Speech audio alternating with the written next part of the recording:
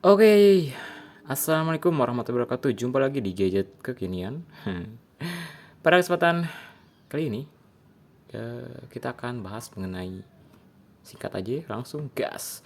Apa beda garansi resmi PS distributor PS internasional? Ini gadget kekinian dapat lagi ini ya. Ini dari gadoga.com. Ini artikel gitu ya. Ini perbedaan garansi resmi PS distributor PS internasional gitu ya. Ini thanks to creator ini ya. Katanya tuh jika ini tahun 2017 loh oleh Ted. Wais, Bang Ted, salam hormat ya. Jika sobat ingin beli tablet atau handphone Android, iPhone, iPad, atau mungkin masih ada yang minat dengan BlackBerry, biasanya akan disuguhkan 3 pilihan garansi. Garansi resmi, garansi internasional, dan satu lagi garansi distributor. Apa sih bedanya? Sebaiknya pilih yang mana katanya. Nah, pada artikel ini oke. Ini bahasanya ya. Garansi resmi sesuai namanya resmi adalah garansi yang didukung dan diakui secara resmi oleh produsen atau pabrikan handphone. Sebagai catatan, garansi resmi tidaklah selalu ditangani oleh pemegang merek sendiri. Terkadang mereka bekerja sama dengan pihak lain dalam menyediakan jasa perbaikan atau servis. Sebagai contoh, PT Teletama Arta Mandiri. Oh, ini TAM ya. Ini Teletama Arta Mandiri. Ini TAM. Kan suka ada tuh ya teman-teman, garansi TAM gitu kan. Sering ditunjuk sebagai mitra resmi dalam pengelolaan jasa service center garansi dari berbagai merek katanya. Nah, kelebihan dari garansi resmi itu adalah handphone Android, iPhone, atau merek lainnya dijamin merupakan barang yang asli, original, dan juga baru. Jadi itu bukan bekas ya. Jika ada kerusakan yang disebabkan oleh kesalahan pabrik, pasti dilayani dengan baik, setidaknya lebih baik dibanding 2 garansi lainnya katanya.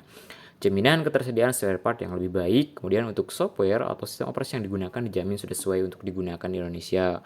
Kemudian mendukung pemasukan negara Indonesia. Nah, ini ya, mereka tuh bayar pajak ya teman-teman.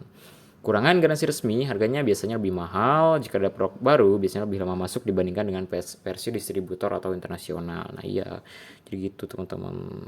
Suka kayak ada lama gitu kan. Ponsel bergaransi resmi harus sudah lulus semua persyaratan, pengujian, dan juga segala biaya yang perlu dibayarkan ke negara. Proses ini makan waktu, tuh itu jadi alasannya teman-teman. Harus membiayai tempat service center yang memadai sebagai layanan purna jual, dan hal ini tentu saja memerlukan biaya operasional. Garansi internasional ini garansi yang kedua teman-teman. Beberapa produk baik handphone ataupun produk lainnya, jam tangan, komputer, tas, dan lain-lain memang ada yang menyediakan garansi internasional. Dalam artian, kalau sobat beli di negara A lalu pergi ke negara B dan mengalami kerusakan di negara B, maka bisa menggunakan klaim garansi di negara B katanya. Hanya saja, kenyataan hal tersebut seringkali tidak benar apalagi di Indonesia. Jadi kalau sobat beli barang smartphone Android oke dan dikatakan garansi internasional, hampir bisa dipastikan tidak bisa klaim garansi di sini katanya. Rest akan ditolak ke service center lokal. Barang garansi oke. Saja ada barang hasil dan baru tapi biasanya dibeli di luar negeri dan masuk ke Indonesia entah lewat jalur non resmi, beli perseorangan atau sekedar impor tanpa menyediakan layanan purna jual. Oke, jadi garansi internasional itu biasanya tuh kan lewatnya juga gak resmi gitu teman. Jadi kalau ada kerusakan barang harus dikembali ke negara tempat pembelian, misalnya beli Singapura maka kalau mau servis mesti ke Singapura atau kirim ke sana. Kalau ada pedagang yang mengatakan produknya adalah garansi internasional, sebenarnya itu sama saja dengan mengatakan barangnya bukan garansi resmi. Jangan bingung ya sobat katanya.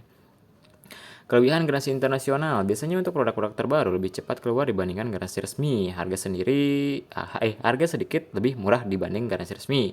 Kekurangan garansi internasional, tidak ada dukungan garansi lokal. Kalau ada kerusakan akan repot mengurusnya. Tidak ada jaminan produk yang sobat beli itu adalah barang asli atau original kecuali ada dukungan dari produsen. Oke. Nah ini selain iPhone ada juga ponsel Xiaomi. Ini sebenarnya garansi Cina katanya. Garansi distributor adalah macam garansi yang tidak didukung oleh pabrikan pemegang merek handphone. Jadi misalnya saat beli Xiaomi atau iPhone garansi distributor lalu rusak dan dibawa ke service center resmi sudah pasti akan ditolak mentah-mentah. Siapa yang menyediakan garansi distributor? Biasanya importir ponsel independen sendiri atau mereka akan bekerja sama dengan tempat servis lokal yang menyediakan jasa reparasi. Nah ini teman-teman distributor itu. Sebagai contoh misalnya, saya impor handphone Xiaomi dalam jumlah banyak dari Cina lalu dijual di sini. Nah, biar produknya laku, saya kasih garansi deh.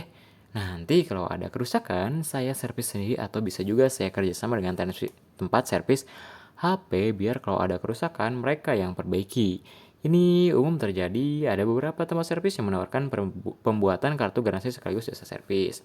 Kekurangan utama dari garansi distributor adalah kurang atau bahkan tidak ada tanggung jawabnya dalam masalah garansi.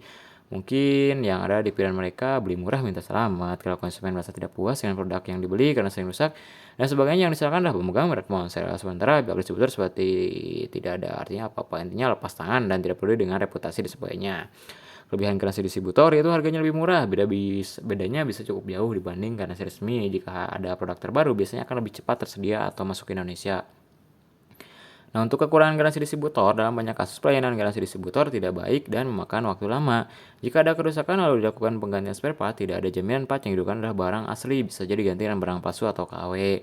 Terkadang ada perbedaan dengan software maupun hardware yang digunakan di Indonesia. Hal ini menyebabkan beberapa fitur tidak bisa digunakan atau tidak nyaman dipakai dan sebagainya.